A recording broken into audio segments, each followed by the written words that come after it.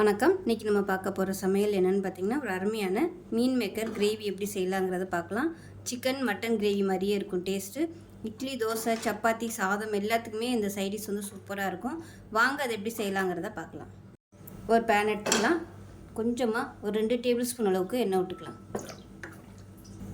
எண்ணெய் சூடாகும். பட்டை, கிராம்பு, ஏலக்காய், கல்பாசி, நட்சத்திர சோம்பு எல்லாமே சேர்த்துக்கலாம். கரம் மசாலா எல்லாத்துலேயும் ஒன்று சேர்த்துக்கோங்க.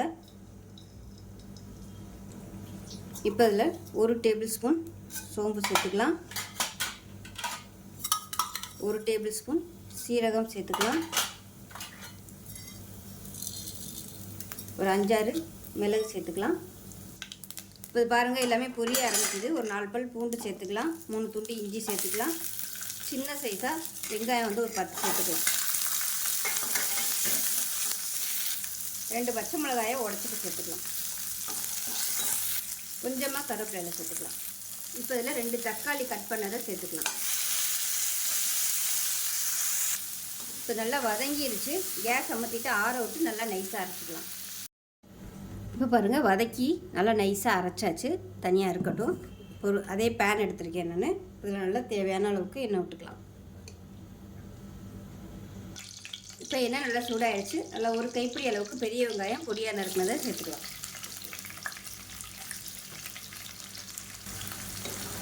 இப்போ வெங்காயம் கோல்டன் கலரில் வதங்கிடுச்சு. இப்போ நம்ம அரைச்சி வச்சுட்டு அந்த பேஸ்ட்டை சேர்த்துக்கலாம். சேர்த்துட்டு ஒரு 2 நிமிஷம் வதக்கி விட்டுக்கலாம்.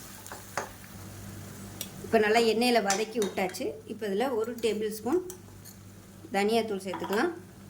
1 டேபிள் ஸ்பூன் காஷ்மீரி மிளகாத்தூள் சேர்த்துக்கலாம். சாதாரண மிளகாத்தூள் தான், நீங்கள் 1 டேபிள் ஸ்பூன் மட்டும் சேர்த்துக்கோங்க.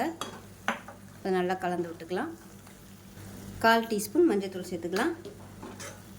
இது எல்லாத்தையுமே எண்ணெயில் நல்லா வதக்கிக்கலாம். ஒரு 2 நிமிஷம் வதக்கி விட்டுட்டு மீல் மேக்கர் வந்து எடுத்திருக்கேன். சுடுதண்ணியில் வந்து நல்லா ஊற போட்டுட்டு புளிஞ்சு எடுத்து வச்சுருக்கேன். நான் வந்து சின்னதாக எடுத்திருக்கேன். பெருசாக இருந்தால் நீங்கள் வந்து அதை 2-3 கட் பண்ணிக்கோங்க. இப்போ இது வந்து மெஷரிங் கப்பில் ஒரு 2 கப் அளவுக்கு இருக்கும். இப்போ இதையும் சேர்த்து நல்லா வதக்கிக்கலாம். இப்போ நல்லா வதக்கியாச்சு. இப்போ தேவையான அளவுக்கு தண்ணி சேர்த்துக்கலாம். நான் மிக்சியில் இருந்து அலசிட்டு கொஞ்சமாக தண்ணி சேர்த்துருக்கேன். நல்லா கலந்து விட்டுட்டு நல்லா கொதி வரட்டும். இப்போ இதில் தேவையான அளவுக்கு உப்பு சேர்த்துக்கலாம். மீன் மேக்கர் வேக வைக்கையிலே உப்பு சேர்த்துருக்கேன். கிரேவிக்கு மட்டும் இப்போ உப்பு சேர்த்துக்கலாம். நல்லா கொதிக்க ஆரம்பிக்கவும் அடுப்பு நல்லா மீடியமான ஃப்ளேமில் வச்சுருங்க. இப்போ பாருங்கள் நல்லா கிரேவி சூப்பராக வந்துருச்சு பாருங்கள். அவ்வளோதான். கேஸ் அமர்த்திடலாம். அமர்த்திட்டு மேலாப்பில் கொத்தமல்லி எல்லாம் சேர்த்துக்கலாம். ஒரு சூப்பரான மீன் மேக்கர் கிரேவி ரெடி ஆயிடுச்சு. இப்போ இதில் கடைசியாக இறக்க போயில் நல்லா 1 டீஸ்பூன் போல் மிளகுத்தூள் சேர்த்துக்கலாம். நல்லா வாசனையாக சூப்பராக இருக்கும் டேஸ்ட்டு. இது வந்து சாதத்துலேயும் போட்டு பரட்டி சாப்பிட்லாம். சப்பாத்திக்கெலாம் இந்த மாதிரி தொட்டு சாப்பிட்டிங்கன்னா அட்டகாசமாக இருக்கும் அந்த கிரேவி. ஸோ இதே மாதிரியே செஞ்சு பாருங்கள். செஞ்சு பார்த்துட்டு எப்படி வந்துச்சுங்கிறத சொல்லுங்கள். வீடியோ பிடிச்சிச்சின்னா லைக் பண்ணுங்கள், கமெண்ட் பண்ணுங்கள், சேனலை சப்ஸ்கிரைப் பண்ணுங்கள், பக்கத்தில் உள்ள பெல் பட்டனையும் ப்ரெஸ் பண்ணுங்கள். நன்றி.